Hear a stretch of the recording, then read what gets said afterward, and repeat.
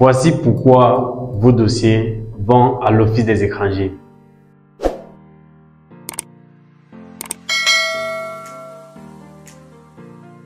Alors salut à toi, bienvenue dans cette vidéo, bienvenue sur Réussir en Belgique. J'espère que tu te portes bien. Alors aujourd'hui nous allons parler de ce problème qui inquiète plusieurs étudiants ainsi que les parents. Question à savoir pourquoi nos dossiers vont à l'Office des étrangers. Actuellement, plusieurs étudiants sont tombés en panique, plusieurs parents sont en train de stresser. Alors tout d'abord, si tu es nouveau sur cette chaîne, je te souhaite d'abord la bienvenue. Je t'invite à t'abonner, à activer la cloche de notification pour ne rater aucune de nos vidéos. Et ainsi, je t'invite aussi à partager ce contenu afin de permettre à plusieurs personnes d'en bénéficier. Et je t'invite aussi à nous laisser un commentaire, donner ton avis par rapport à cette chaîne et par rapport à ce travail que nous faisons chaque jour. Est-ce que c'est édifiant? Est-ce que ça aide? Est-ce que tu trouvais ça intéressant? Ou du moins, quels sont les points qui t'ont pas intéressé et que tu aimerais qu'on change? Donc, tu as la possibilité de nous laisser un message pour donner ton appréciation et ainsi de suite. Je t'invite aussi à nous laisser en commentaire peut-être une question qui te préoccupe et que tu aimerais qu'on fasse une vidéo par rapport à cela. Ça peut nous aider et ça peut aussi aider plusieurs étudiants qui sont à la recherche de la bonne information. Alors, qui suis-je? Je me nomme Lionel Tchenyebe, promoteur de l'Académie Réussir en Belgique, dont l'objectif aujourd'hui est d'accompagner et de permettre à plusieurs étudiants africains de pouvoir faire leurs procédures du début jusqu'à la fin par eux-mêmes sans avoir besoin de l'aide d'une tierce personne. Aujourd'hui, nous vous donnons cette opportunité-là de pouvoir faire votre procédure du début jusqu'à l'obtention de votre visa d'études et de suivre l'évolution de votre procédure à travers un téléphone, une simple connexion Internet jusqu'à l'obtention de votre visa d'études et ceci à moindre coût. L'objectif premier de l'Académie Réussir en Belgique est de permettre aux étudiants d'obtenir leur visa d'études à moindre coût sans se faire arnaquer. Parce que vous savez, lorsque vous faites par vous-même, vous êtes sûr et vous voyez l'évolution de votre dossier. Mais lorsque vous confiez par exemple à une agence de voyage ou à quelconque personne, vous n'êtes pas sûr de la bonne condition de votre dossier premièrement, vous n'êtes pas sûr que votre dossier est en train de suivre son cours, vous n'êtes même pas sûr que vous aurez le visa ou du moins vous allez faire une demande de visa parce que parfois ces agences de voyage vous perdent du temps. Et aussi, lorsque vous faites la procédure par vous-même, vous avez la possibilité d'apprendre au cours de votre procédure et demain vous pouvez aider vos cadets. Donc aujourd'hui nous vous donnons cette opportunité-là à travers un programme en formation vidéo que nous avons constitué et qui est un programme en formation vidéo en ligne. Donc ça veut dire c'est en ligne. Ce programme en formation vidéo, nous mettons à votre disposition pendant une durée de 9 mois qui vous permet durant toute la procédure de suivre vos vidéos régulièrement et de constituer votre dossier par vous-même jusqu'à l'obtention de votre visa d'études. Et bien sûr, ce programme en formation vidéo n'est pas gratuit, 150 €. Voilà. Est-ce que si je vous pose la question aujourd'hui, est-ce que si on vous dit avec 150 €, vous avez l'opportunité d'acheter votre visa? Est-ce que c'est cher? Non, moi je ne pense pas. Parce que je pense aussi, et je connais plusieurs personnes qui ont dépensé des millions et qui n'ont pas eu leur visa d'études. Je connais plusieurs personnes qui ont dépensé des millions et qui sont incapables de monter un dossier pour l'équivalence, pour obtenir leur équivalence. Je connais plusieurs personnes qui ont dépensé des millions et qui, après leur procédure, ils ne sont pas en possession de leurs originaux. Et si aujourd'hui on vous donne toute l'information qui vous permet de constituer votre dossier du début à la fin, est-ce que 150 € c'est trop? Non, moi je ne pense pas. Combien vous dépensez pendant votre procédure pour faire votre procédure? Donc, c'est en ce sens-là que vous deviez regarder pour pouvoir souscrire à votre programme en formation vidéo. Et ce qu'il faut aussi savoir, c'est qu'une fois que vous avez souscrit à votre programme en formation vidéo, vous avez droit à un accompagnement sur une durée de 9 mois dans nos groupes privilégiés, fermés, qui regorge uniquement des personnes qui souscrivent à notre programme, où nous faisons régulièrement des vidéos pour les expliquer l'avancement de la procédure et surtout de contrôler respectivement et de contrôler soigneusement leur dossier avant qu'ils les soumettent. Alors revenons au vif du sujet. Pourquoi vos dossiers vont à l'Office des étrangers? C'est la question que plusieurs personnes nous posent actuellement. Et je vais vous lire ici le message d'un parent qui m'écrit lorsque son dossier, qui nous a écrit lorsque le dossier de son fils a été envoyé à l'Office des étrangers. Il nous dit ceci: Bonsoir mon frère, c'est le papa de... J'ai masqué nous avons masqué le nom pour ne pas exposer la personne. C'est le papa de l'un de vos étudiants en espérant que vous allez bien. Je voulais savoir pourquoi l'ambassade a envoyé le dossier de mon fils à l'office des étrangers. Si vous avez des idées, bien sûr. Un autre étudiant nous envoie ceci. Lorsque son dossier a été envoyé à l'office des étrangers, il nous envoie ceci. Je suis fini. Mon dossier n'était pas propre ou bien. En fait, il se pose la question. Ce qu'il faut savoir, c'est que de ces deux messages, lorsque le dossier est soumis à l'office des étrangers, les questions qui se cachent derrière la soumission à l'office des étrangers, que les parents ou l'étudiant se posent généralement lorsque son dossier est soumis à l'office des étrangers, c'est de savoir est-ce que je vais avoir un refus de visa? Parce que pour eux, ou dans la tête de la plupart des étudiants, c'est que une fois ton dossier est soumis à l'office des étrangers, ce qui t'attend, c'est le refus de visa. Mon dossier n'était pas propre ou je n'ai pas bien constitué mon dossier en vue que l'ambassade me donne directement un accord par rapport à ma demande. Ça, c'est la question. Ça, ce sont les différentes questions qui se cachent une fois qu'on a envoyé le dossier à l'office des étrangers, que les étudiants se posent généralement. Dans cette vidéo, je ne peux pas vous donner les différentes idées ou les différentes raisons pour lesquelles les dossiers sont envoyés à l'office des étrangers. Mais je vais tout simplement dans cette vidéo vous sensibiliser par rapport à l'envoi de vos dossiers à l'office des étrangers. Ce qu'il faut savoir, c'est que à partir du moment où vous décidez de vous lancer dans la procédure, il y a deux éventualités. Soit vous avez un accord de visa, soit vous avez un refus. Et maintenant, ce qu'il faut savoir, c'est que lorsqu'on se lance dans un projet, lorsqu'on entreprend un projet, généralement, ce qu'il faut retenir, c'est qu'on ne perd jamais. Soit on gagne, soit on apprend. Même si vous avez un refus, vous aurez appris un bon nombre de choses pendant votre procédure et qui va vous servir dans le monde à venir. Et je suis sûr de ce que je dis.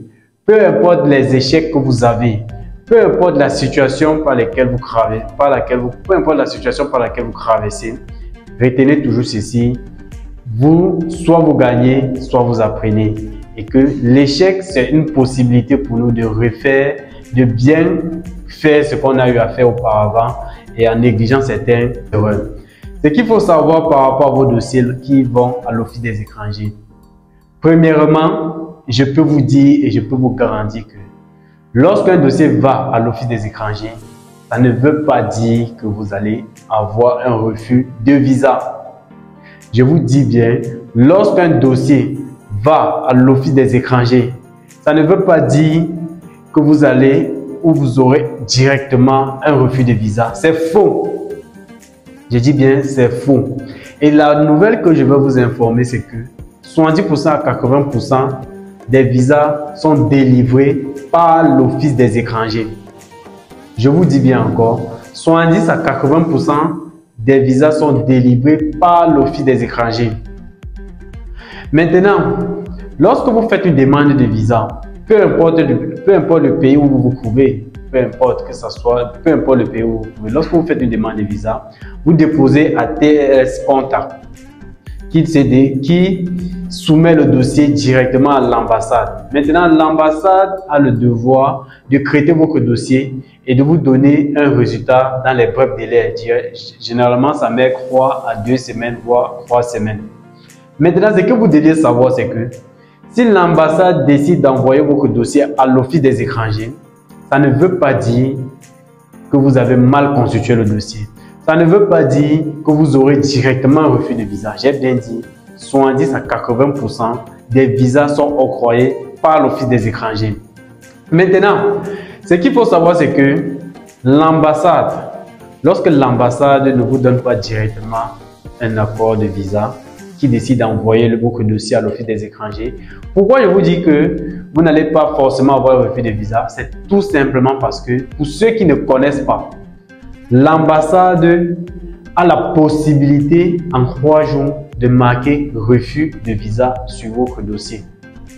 Ceux qui ne savent pas, parce que dans la tête des étudiants, c'est que l'ambassade, certains sont carrés et se disent que l'ambassade, soit il te donne le visa, et lorsqu'il décide d'envoyer à l'office des étrangers, c'est que directement tu vas avoir un refus. Non, nous avons vu plusieurs étudiants qu'à l'ambassade, que directement à l'ambassade, on les refuse le visa. Ça veut dire quoi? Si l'ambassade décide d'envoyer ton dossier à l'Office des étrangers, c'est que selon eux, selon les compétences et selon leur devoir, ils n'ont pas pu, ils ont jugé ton dossier, ils n'ont pas pu mettre par exemple accord, mais ils n'ont pas pu aussi directement marquer refus. Parce qu'il y a des dossiers qu'à l'ambassade, après 2 jours, après 3 jours, après 1 semaine, on marque rejet. Donc pour vous faire comprendre d'abord que votre dossier, à partir du moment que votre dossier s'en va à l'Office des étrangers, vous n'avez pas à vous culpabiliser, vous n'avez pas à entrer dans une zone d'inconfort, non. Je vous invite juste de continuer à prier, de croire en votre projet parce que 80% des visas sont octroyés à partir de l'office. À l'ambassade, il est bien vrai, on délivre les visas après 1 semaine, 2 semaines. Mais une fois que votre dossier s'en va à l'Office des étrangers, je ne vous invite pas à stresser, non, ça ne va pas vous aider. Ça ne va pas vous aider. Il faut comprendre que l'ambassade a ce pouvoir-là de marquer rejet sur votre dossier, comme ils ont ce pouvoir de marquer accord. Maintenant, à partir du moment où ils décident que c'est l'Office des étrangers qui doit continuer le traitement de ce dossier, il faut juste continuer à prier et ne pas mettre dans votre tête que non, directement, non, c'est ce qui va suivre, c'est un rejet ou un refus. Non, c'est faux. Je dis bien, c'est faux. 80% des gens que vous voyez qui prennent l'avion chaque jour pour aller étudier en Belgique obtiennent leur visa depuis l'Office des étrangers. La plupart, je dis bien la plupart, c'est 30 à 20% qui obtiennent le visa directement à l'ambassade. Maintenant, ce que je veux aussi vous faire comprendre, à partir depuis l'année passée, la plupart des demandes de visa sont directement envoyées à l'Office des étrangers. Je vais vous expliquer les raisons. Tout simplement pourquoi.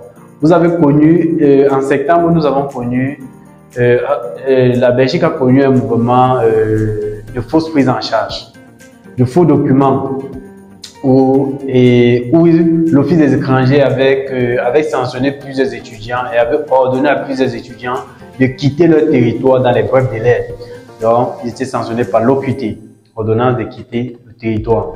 Donc, l'Office des étrangers avait détecté cette année-là, l'année passée, plusieurs fausses prises en charge qui venaient de l'Afrique. Les fausses prises en charge, les faux documents.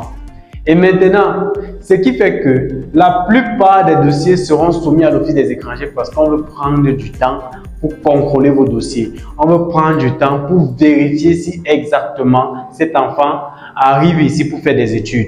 Maintenant, ce qu'il faut savoir, c'est que dernièrement aussi, vous avez vu partout sur les réseaux sociaux, sur les chaînes de télévision, où la Belgique annonçait encore les étudiants africains, surtout camerounais, qu'une fois qu'ils arrivent sur le territoire, ils ne vont pas à l'école, ils ne se présentent pas à les examens.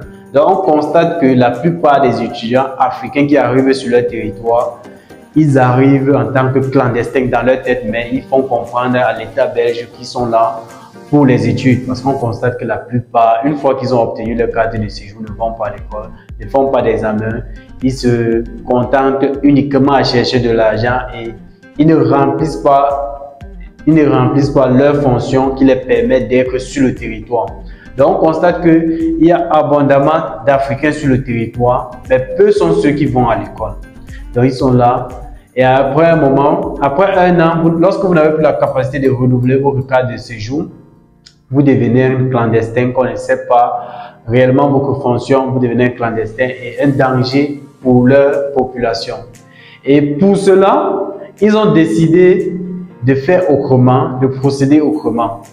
Et je vous dis, tout ce que nos frères africains présents sur le territoire belge passent leur temps à faire, tout ce que les Africains fournissent comme faux documents vont trop ou tard conditionner des gens qui veulent intégrer le territoire belge. Nous sommes en train de subir déjà cela parce que la plupart des dossiers sont envoyés à l'Office des étrangers. Au Maroc, par exemple, tous les dossiers sont envoyés à l'Office des étrangers. Par exemple, si nous avons publié ici, je pense la semaine passée ou surpassée, un visa d'un étudiant marocain. Il avait obtenu son visa après 1 mois et demi de traitement. Et il a obtenu à l'Office des étrangers. C'est juste pour vous faire comprendre que voilà par exemple un exemple que nous pouvons prendre. Ce Marocain qui vient d'obtenir son visa et qui a été traité, dont sa demande a été traitée par l'Office des étrangers. Vous deviez comprendre, chers parents, chers étudiants, que quand votre dossier monte à l'Office des étrangers, ça ne veut pas dire que vous aurez un refus de visa. C'est juste que l'ambassade, après analyse, constate, ou du moins, d'après ses compétences, décide que bon, ils sont incompétents pour juger ou pour vous donner un refus de visa et que l'Office des étrangers est mieux placé pour traiter ce type de demande. Donc ne vous culpabilisez pas, ne stressez plus, restez juste en prière. Lorsque votre dossier monte à l'Office des étrangers, vous avez la possibilité d'obtenir votre visa. Et je me répète ici, 80% des visas sont octroyés depuis l'Office des étrangers. Juste pour vous donner un conseil, restez focus, restez en prière et vous aurez votre visa, peu importe l'endroit où votre demande est traitée, que ce soit à l'ambassade, que ce soit à l'office, restez juste en prière, vous aurez votre visa. Alors, si tu as aimé cette vidéo, je t'invite à liker, à partager ce contenu afin de sensibiliser plusieurs personnes qui sont à la recherche de la bonne information. Et si tu es nouveau sur cette chaîne et que tu aimerais te lancer dans la procédure de la Belgique, je t'invite à nous contacter car nous avons un programme en formation vidéo qui vous permet de constituer votre dossier par vous-même. En plus de cela, nous mettons à votre disposition un programme d'accompagnement sur 9 mois où vous avez la possibilité de travailler régulièrement avec nous. Chaque jour, vous êtes en contact avec les promoteurs, les administrateurs. Nous faisons des réunions régulièrement pour s'assurer de la bonne constitution de votre dossier. Et ce programme en formation coûte 150 €. À seulement 150 €, vous achetez votre visa d'études pour la Belgique. Et retrouvons-nous à la prochaine vidéo. Merci.